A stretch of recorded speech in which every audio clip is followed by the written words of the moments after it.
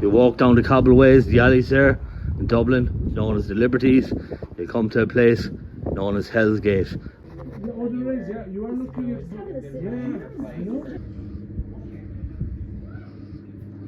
Welcome to today's tour, and we'll begin our tour here of Glasnevin Cematary, which is said to be haunted.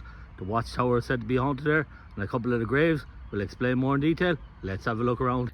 And the watchtower here at Glasnevin Cematary was completed in 1842 to stop grave robbers who would sell the fresh bodies to doctors for autopsies, and an adult's remains would fetch around £2, which is a lot back in the olden days. And the guards here have reported strange noises and some bitterly cold spots in this watchtower. And the ghost of a young girl named Mary has been reported in the children's burial area, and laughter, it says, can be heard at night along the graves. And here we can see how old some of these headstones are, giving it an eerie effect.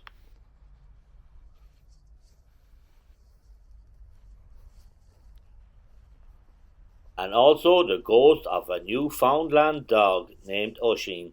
A loyal dog was said to have guarded his master's grave for 12 years after he died, and it says Michan is now seen roaming the graveyard at night, guarding the grave.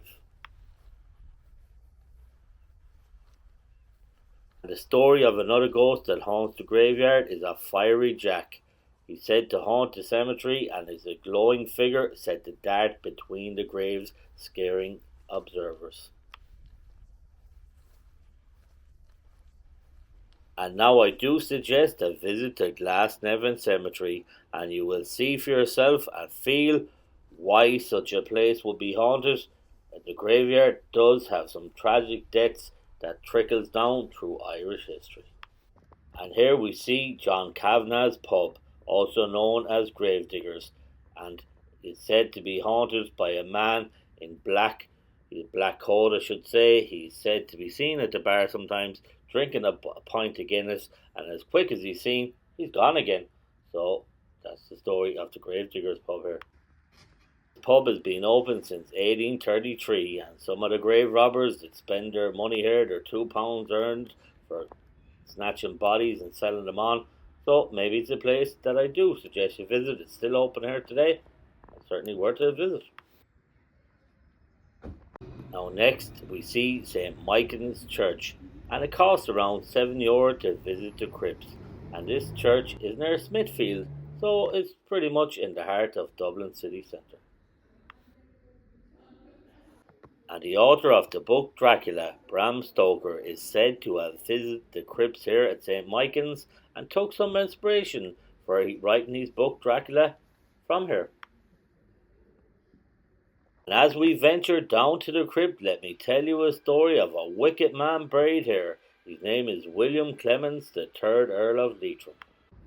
Around the time of 1854, Lord Leitrim used to evict tenants in bitter cold snaps, and he used to seduce the daughters, and he used the phrase prima nocta, which is first right, as you might remember from the film Braveheart. If the tenants refused his request, he used to evict them.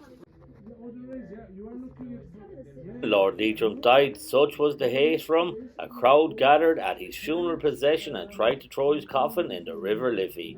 He is buried here in a plain coffin, so do come visit and see the bones of the dead if you dare. And we now make our way to the Hellfire Club at Montpelier Hill here in Dublin. The easy walk path takes around 40 minutes. You see the steeper path here, you can reach the Hellfire Club in around 15-20 minutes, but more difficult, no doubt. As you will see, the path is marked with the green route here and also the blue route, which is the harder route. So the green route is the easier one. As you can see, the views are absolutely astounding over Dublin. A view the wicked men of the Hellfire Church as they carried out their wicked acts.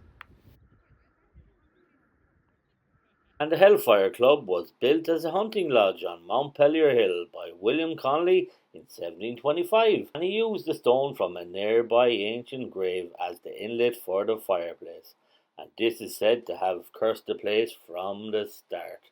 Now, sometime later, the roof was blown off. A cursed locals reckon was for disturbing the angry spirits. The lodge was sold to a man named Richard Parsons in 1735, a man who was known to dabble in black magic. As we now enter and look around, we remember that this place was rumoured to be a place for satanic rituals and scenes of debauchery. Also, in 2016, a man came up here and he stabbed 2 or 3 people. He said he just felt what he was thinking. He doesn't know. He just felt a bad sense about the place and stabbed 3 people. Strange, but true.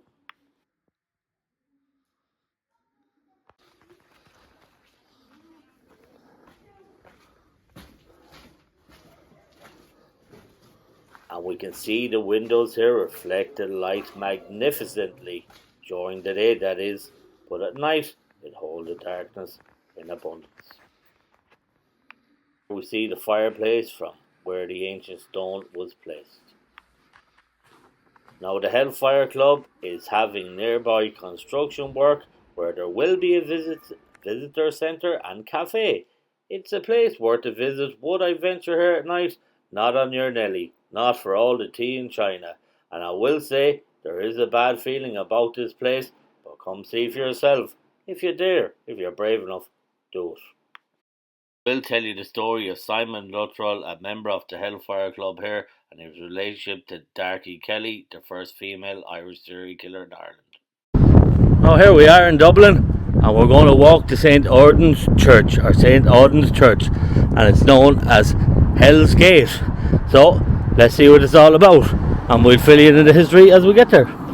You might be able to see just there in the background is the Brazen Head pub, and it's a very famous pub here if you're in Dublin, also known to be haunted as well. So let's continue on towards the Liberties and Hell's Gate.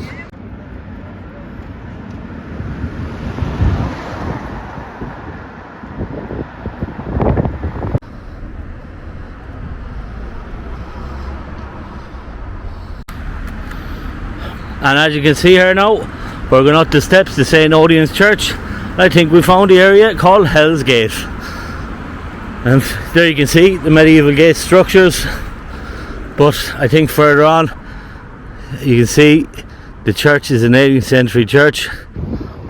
And as you see, you walk down the cobbleways, the alleys there in Dublin, known as the Liberties. You come to a place known as Hell's Gate. Not a place to wander at night. Quite a spooky place, as you can see, but as you can imagine, the rival gangs there used to kill their enemies. They still haunt the place today. The ghost of Darky Kelly walks the Green Lady, and that is the story of the Odeon and Hell's Gate of Dublin. Such a rough area. And here you can see the church, St. Odeon's, and it dates back to 1190 and was built by the Anglo-Normans. And in the 18th century, the church bordered a notorious part of this city, and this was known as Hell. The church steps lead down to the only remaining gatehouse of the original Dublin city wall, and they're called the Gates of Hell.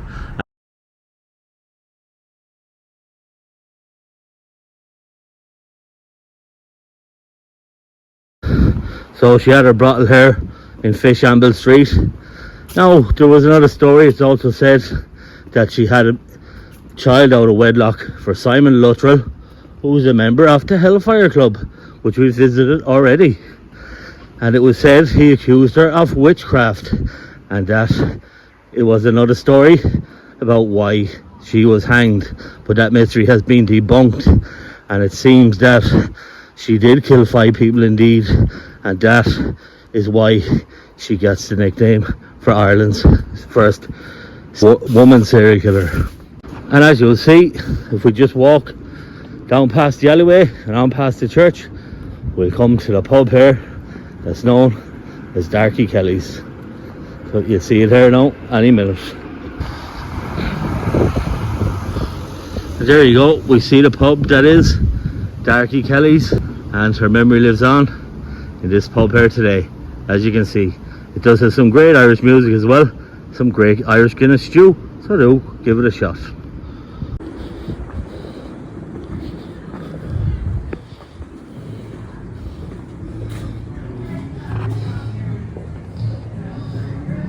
As you will see here, it says previously dubbed the Maiden Tower.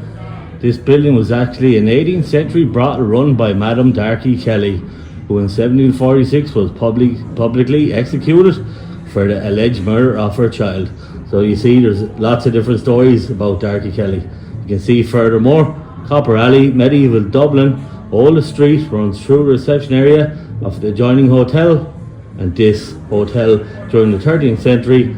This street was adorned with fine restaurants and bars, and now thanks to Darky Kelly, this tradition is once more restored.